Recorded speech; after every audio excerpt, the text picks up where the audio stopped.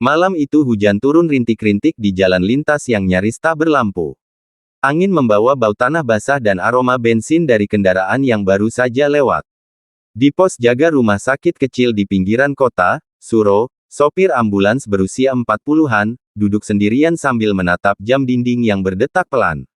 Hampir tengah malam, dan matanya terasa berat.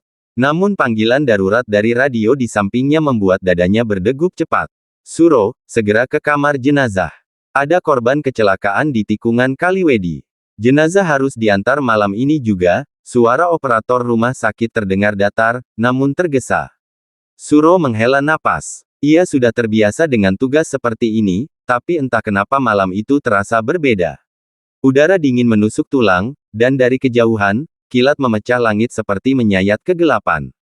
Ia mengenakan jaket usangnya, mengambil kunci ambulans, lalu berjalan cepat menuju garasi. Di sana, ambulans putih dengan cat yang mulai pudar menunggu. Lampu rotatornya mati, tapi pantulan petir membuatnya tampak hidup sesaat. Suro membuka pintu, masuk ke kabin depan, lalu menyalakan mesin.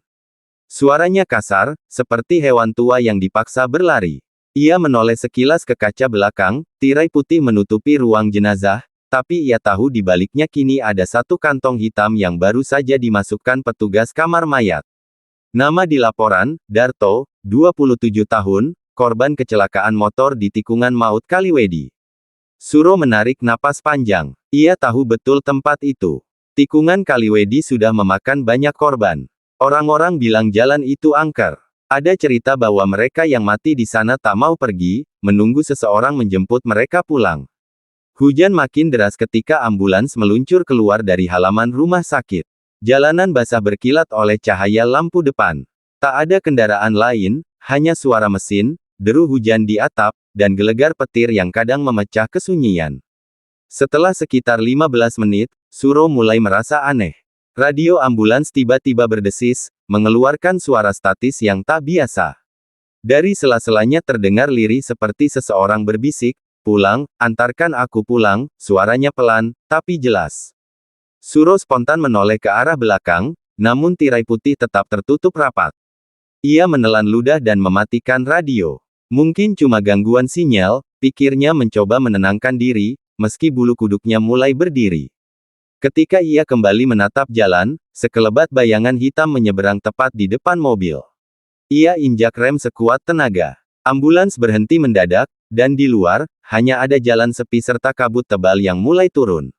Namun Suro yakin, barusan, seseorang berdiri di tengah jalan menatapnya tanpa wajah. Suro masih memegang setir erat-erat. Napasnya berat, matanya menatap kosong ke depan. Bayangan hitam yang tadi menyeberang masih menari di pikirannya. Ia berusaha meyakinkan diri bahwa itu hanya pantulan cahaya atau ilusi karena hujan. Tapi hatinya tidak setuju, ada sesuatu yang menatapnya dari kegelapan tadi.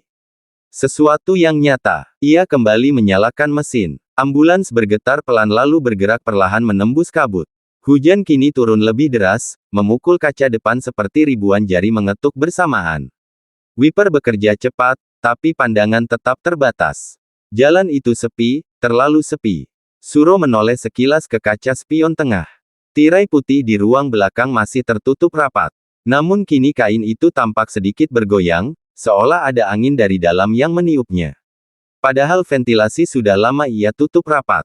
Ia mencoba mengabaikan. Cuma karena jalan bergelombang, gumamnya. Tapi detak jantungnya tak mau tenang. Setiap kali roda menghantam genangan air, ia merasa getarannya aneh, seperti ada beban tambahan di belakang ambulans. Radio yang tadi ia matikan tiba-tiba menyala sendiri. Suara statis memenuhi kabin, lalu perlahan berubah menjadi desahan panjang. "Suro, cepatlah, dingin di sini," suara itu lirih, serak, dan jelas menyebut namanya. Ia langsung mematikan radio itu lagi. Tangannya gemetar. Sialan, siapa yang main-main? Ia memutar pandangan ke sekeliling, tapi tentu saja, tidak ada siapapun di dalam mobil selain dirinya dan kantong jenazah di belakang. Dari arah belakang, terdengar suara, duk-duk, seperti sesuatu yang bergeser di lantai besi. Suro menoleh cepat, namun tak ada apa-apa. Ia melirik spion lagi, dan kali ini, ia melihat sesuatu. Kantong jenazah itu bergeser pelan, seolah sedang berusaha duduk. Jantungnya serasa berhenti berdetak. Ia rem ambulans itu di pinggir jalan dan menatap ke belakang tanpa berkedip. Tirai putih bergoyang lebih keras, lalu berhenti. Suasana sunyi. Hanya suara hujan dan desing angin. Suro memutuskan turun. Ia buka pintu, keluar di bawah hujan yang dingin menggigit. Dengan langkah berat, ia berjalan ke pintu belakang ambulans dan membuka kuncinya. Ketika pintu terbuka, hawa dingin luar bercampur dengan udara lembab dari dalam ruang jenazah. Kantong hitam itu tergeletak diam di atas tandu, tak bergeming.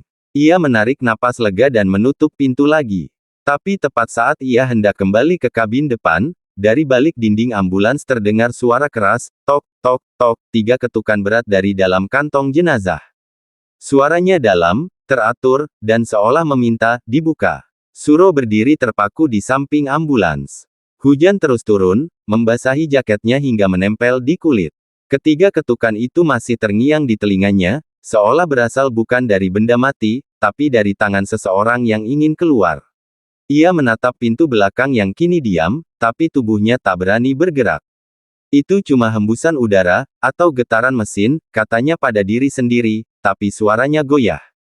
Ia menelan ludah, menarik napas dalam, dan memutuskan untuk kembali ke depan. Namun ketika ia memutar badan, terdengar lagi suara itu, kali ini lebih cepat, tok. Tok, tok, tok. Suro membeku. Suara itu seperti panggilan. Seperti, tanda agar ia mendekat. Ia melangkah pelan ke belakang, menempelkan telinganya ke pintu ambulans. Dari dalam terdengar suara lirih, sangat pelan tapi jelas, buka, aku kedinginan. Jantungnya berdegup kencang. Ia tahu, tak ada yang hidup di dalam sana. Ia sendiri yang menyaksikan kantong itu dikunci rapat, diangkat oleh 2 petugas kamar jenazah. Tapi kenapa ada suara manusia? Dengan tangan gemetar, ia meraih pegangan pintu. Belum sempat ia buka, kilat menyambar langit, disusul petir yang menggelegar. Cahaya terang sesaat membuat ia melihat bayangan hitam berdiri di kaca belakang ambulans, sosok tinggi dengan kepala miring dan wajah tak terlihat. Suro terlonjak, menjatuhkan kunci dari tangannya. Ia berlutut mencari kunci di bawah genangan air, tapi saat matanya menatap ke arah bayangan tadi, sosok itu sudah hilang. Hanya tirai putih yang kini terbuka sedikit, menampakkan ujung kantong jenazah yang bergeser sendiri ke arah pintu. Tangan Suro bergetar saat mengambil kunci. Ia buru-buru kembali ke kabin depan dan menyalakan mesin. Aku cuma mau antar sampai rumahnya, cuma itu, gumamnya, mencoba meneguhkan hati. Lampu depan menembus hujan, tapi kabut mulai menebal, membuat jarak pandang makin pendek. Saat ambulans kembali melaju, dari ruang belakang terdengar suara gesekan lembut, seperti sesuatu yang bergeser pelan di lantai logam. Lalu, suara nafas berat, panjang, dan terdengar seolah dari leher yang patah. Suro menatap spion tengah, dan kali ini darahnya membeku. Di balik tirai putih, samar-samar tampak bayangan seseorang duduk di atas tandu. Bahunya bungkuk, kepalanya menunduk, dan rambutnya basah meneteskan air. Ia tahu persis, di dalam sana seharusnya cuma ada jenazah.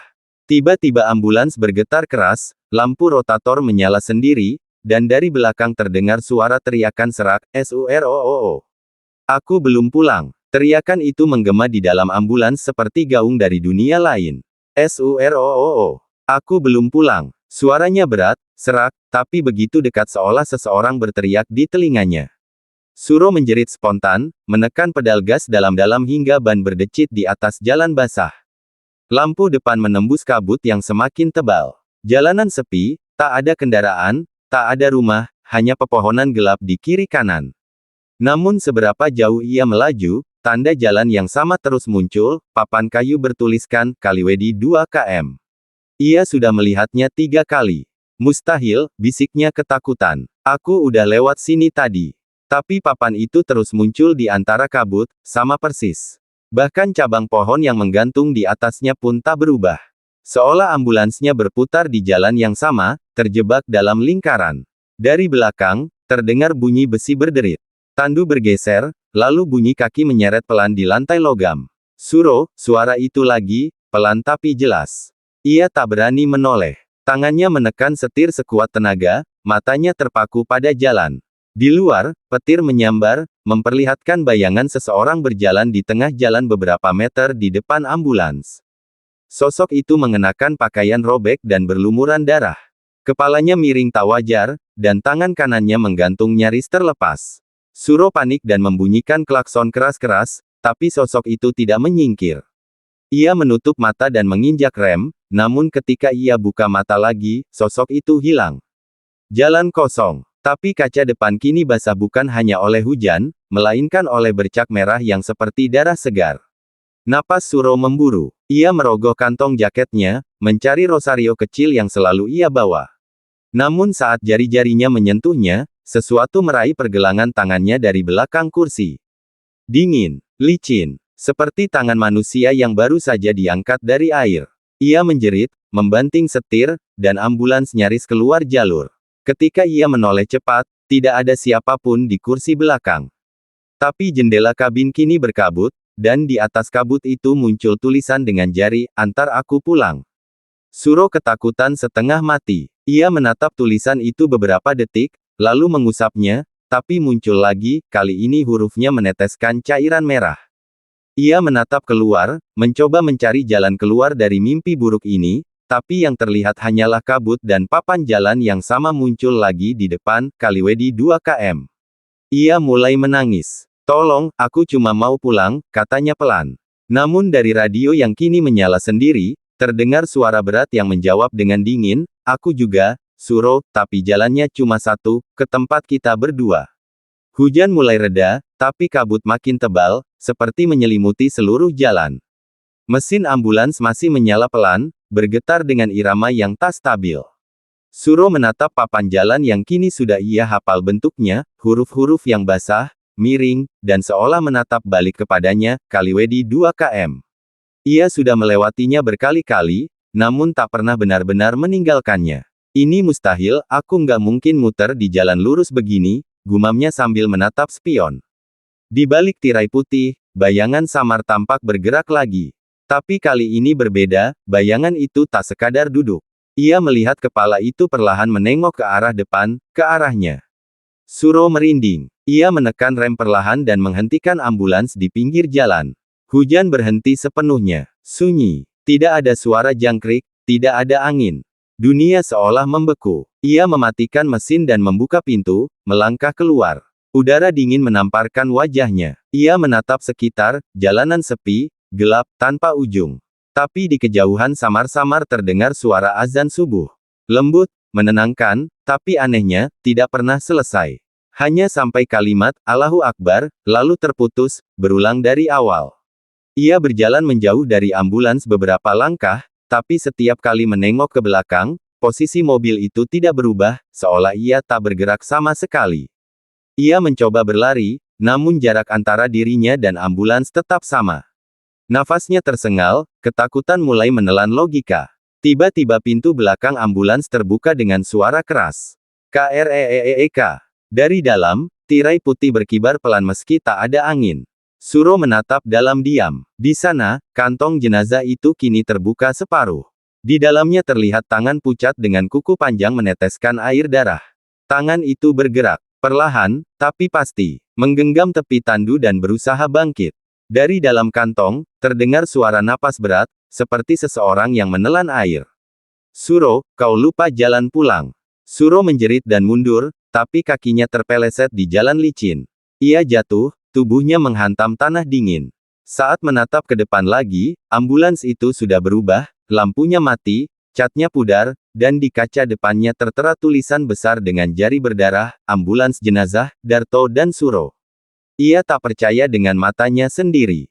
"Aku masih hidup. Aku cuma sopir," teriaknya panik. Tapi dari dalam ambulans, sosok itu sudah keluar sepenuhnya. Tubuhnya remuk, kepalanya miring ke kanan, dan matanya kosong menatap Suro. "Kita berdua, belum pulang," katanya datar, sambil tersenyum. Suro berusaha bangkit, tapi dunia di sekelilingnya mulai memudar. Suara azan yang tak selesai itu kini menggema lebih keras, seperti gema dari dimensi lain. Ketika kabut menelan semuanya, satu-satunya yang tersisa hanyalah suara mesin ambulans yang menyala sendiri, dan dua sosok yang duduk di dalamnya, menatap jalan tanpa ujung.